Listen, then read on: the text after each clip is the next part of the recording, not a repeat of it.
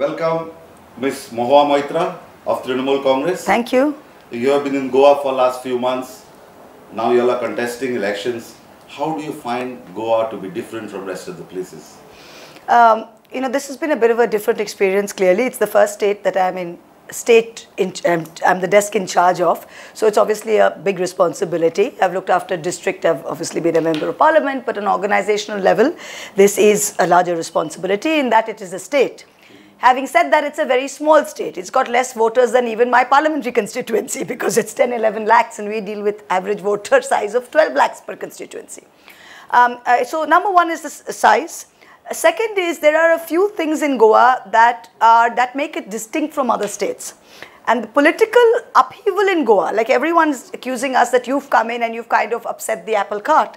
But if you look at Goa's political history ever since independence, or from the Portuguese from 61, this has had the highest churn of governments, of elected governments has been in Goa. And the average term of any chief minister of any state has been actually the shortest in Goa. And you have this going from every party to party, switching parties, shifting loyalties. Because it's a small state and there are only so many political leaders, this is something that is endemic to Goa. So this is very different from Bengal, where originally you had the Congress and the left. And the left people were ideologues and they didn't move to the Congress. And you had people who were the Congressies. And Trinamool Congress was born out of the Congress. So what was the old Congress has shifted to the Trinamool.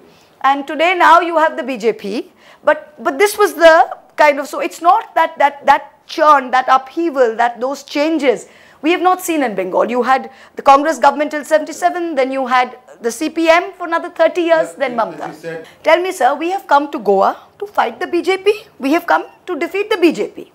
Till the Bengal elections of 2021 were complete, would anyone have accepted that Mamata is the giant slayer that she is? The BJP were tom-tomming all over India that we are over, that Mamata Banerjee will lose, that BJP will win 200 seats in Bengal. We have come to Goa. The reason you are talking to me, the reason we are being taken seriously is Mamata, after BJP put its whole might in Bengal, emerged victorious, and we went 1:1 against the BJP. Congress and left became 0.